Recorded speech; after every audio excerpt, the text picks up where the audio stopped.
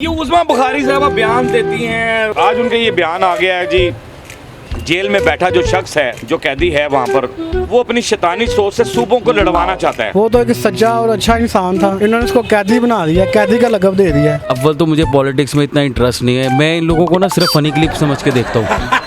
एक बंदा जेल में बैठा हुआ है, वो अभी भी इनके ऊपर हुकूमत कर रहा है। तो इसके अंदर तो यही सबको कहा जा सकता है कि आप लोग जो है ना मिल बैठ के मामलात को जो है ना हल करें। वो तो कहता है कि हमारी कौम सीधी हो जाएगी, लेकिन वो भट्टो ने भी शहीद हो गया, उसने अपनी सारा कुछ दे दिया इन लोगों को, कौम नहीं सीधी। अस्सलाम वालेकुम नाज़रीन, मैं हूं आपका अपना सरफराज विकी अल मशहूर सुसरा। नाज़रीन, उस्मा बुखारी साहबा कह रही हैं कि जेल में बैठा कैदी जो है वो शैतानी सोच से सूबों को लड़वाना चाहता है। यानी वो लड़वाना चाहता है या सूबों को एक करना चाहता है, ये तो मुझे अवाम ही बता देगी। मेरे साथ रहिए, अवाम से बात करते हैं ज़रा। सर कैसे हैं आप? शुक्र है अल्हम्दुलिल्लाह। सबसे बड़ी बात तो ये है कि मैं आज ज़िंदगी में हैरान हो गया कि 1000 रुपये का आपने बाट 3 पीस लगा दिए। बस तोहफे लगाए हुए हैं, लोगों को तोहफे दे रहे हैं। आए, क्या बात है। यानी हुकूमत दबे ना दबे तोहफा तुसी दे रहे हो। हम दे रहे हैं, चलो कोई बात नहीं। कोई बात नहीं, हाँ। Very good. तो ये एक तोहफा मुझे भी तो देंगे ना आप? वो इतना भी तोहफा नहीं दिया ना। देखे ना, आवाम हमारी ऐसा नहीं है। अब हम 1000 के साथ एक लगाया हुआ ना, तो एक कस्टमर आगे ये भी कहता है 1000 के साथ 2 दें। ठीक है ना? कई इंज भी होंदे ने। हाँ, इंज भी होंदे ने। ओए होए, अल्लाह माफी दे। 1000 रुपए का सूट लाता है यार, 2 पीस होने इतनी तो सिलाई नहीं होंदी। 3 पीस।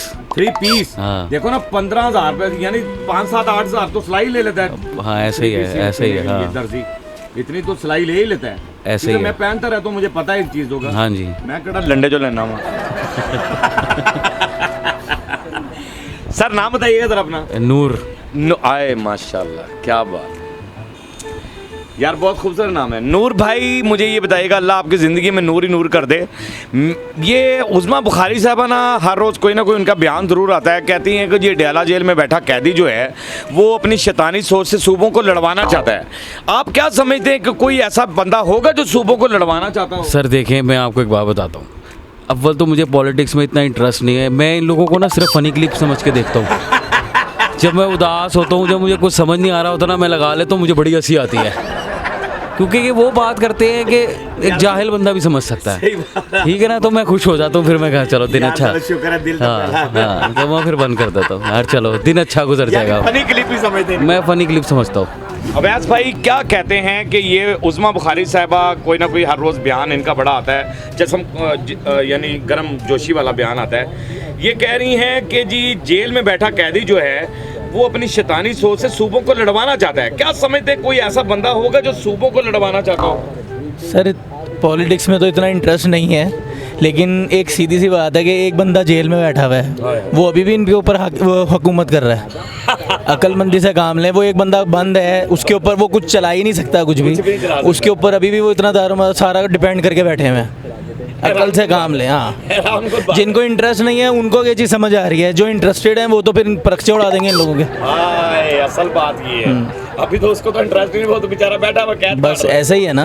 ये उस्मा बुखारी साहबा बयान देती हैं, हर रोज़ इनका कोई ना कोई बयान आता है। आज उनका ये बयान आ गया है जी। जेल में बैठा जो शख्स है, कैदी जो कैदी है वहाँ पर, वो अपनी शैतानी सोच से सूबों को लड़वाना चाहता है। आप सोच सकते हैं कि कोई बंदा ऐसा है और जेल में बैठकर वो लड़वाएगा सूबों को? जो बंदा जेल से बाहर रहकर इस तरह का कोई काम नहीं कर सका, वो जेल के अंदर रह के क्या करेगा? क्या करेगा? ठीक है, उनको तो वो तो बेचारा बेबस कर दिया इन्होंने।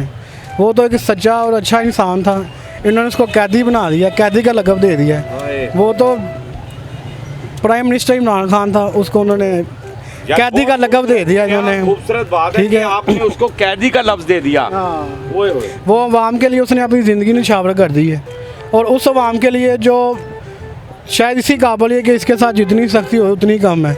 उन्होंने अपना इतना अच्छा लीडर खो दिया है, और इसी अवाम की खातिर उन्होंने अपने सर पे कैदी का लफ्ज़ ले लिया है। तो हैरानगी वाली बात है। वैसे लेकिन अभी भी वो नारा लगता है, कैदी नंबर 8। नारा तो लगेगा ना, वो तो लोगों के दिलों में बसा हुआ है ना, नारा तो नहीं ख़त्म हो सकता।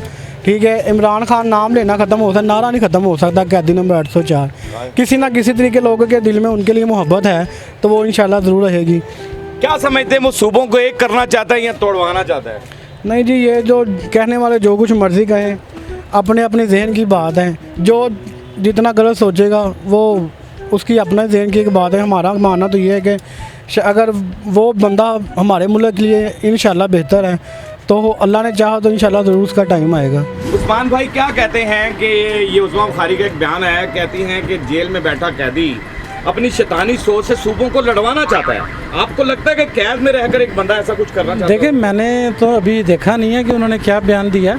वैसे तो सोशल मीडिया को डेली देखा जा रहा है, तो इसके अंदर तो यही सबको कहा जा सकता है कि आप लोग जो है ना मिल बैठ के मामलात को जो है ना हल करें।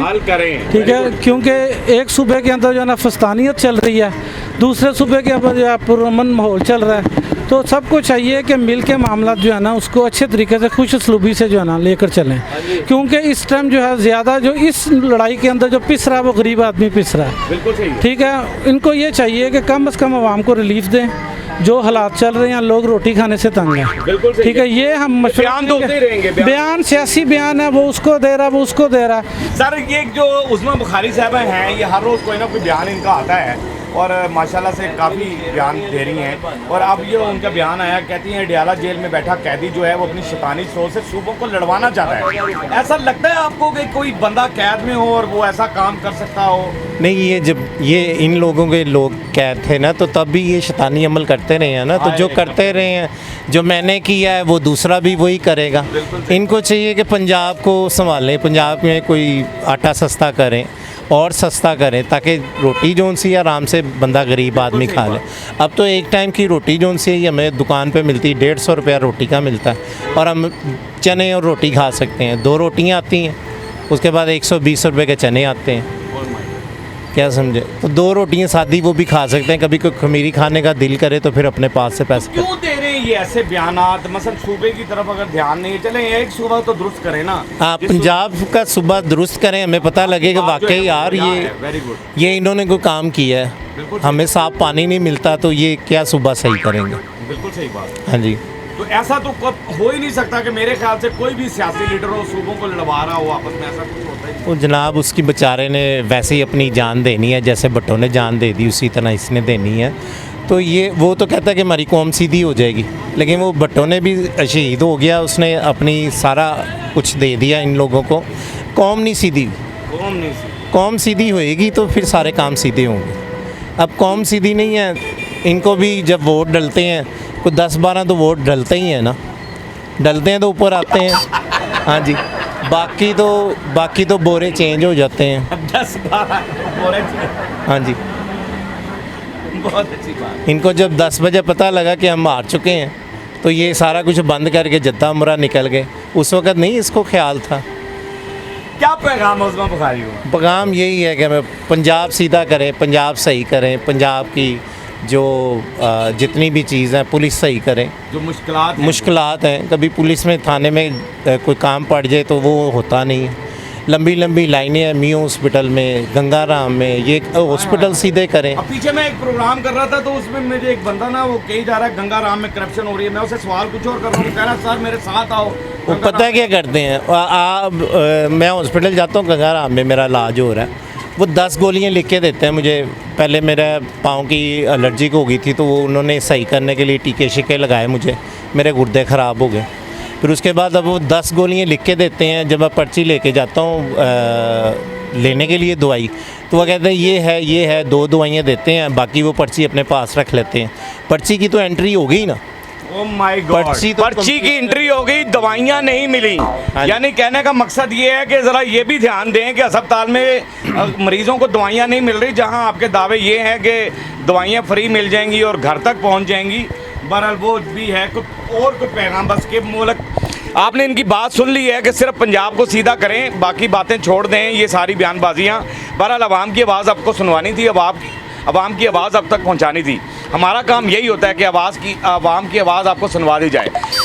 बस आपके चेहरे के आंसू चुरा लिए जाएँ, आपके चेहरे पे हंसी दे दी जाए, हंसते रहें, मुस्कुराते रहें, हंसी वाली ज़िंदगी गुजारें। कभी किसी की दिल आज़ारी मत कीजिएगा, इज़्ज़त दें, इज़्ज़त लें, मोहब्बत बांटें और मोहब्बत हासिल करें और परवरदिगार पर यकीन रखें, क्योंकि सब ताकतें मेरे रब के अंदर हैं और वही सब कुछ कर सकता है। बेशक वही सब कुछ कर सकता है। हमने आपके लिए व्हाट्सअप चैनल भी बनाया, उसका लिंक नीचे दे दिया, उसे फॉलो कीजिएगा।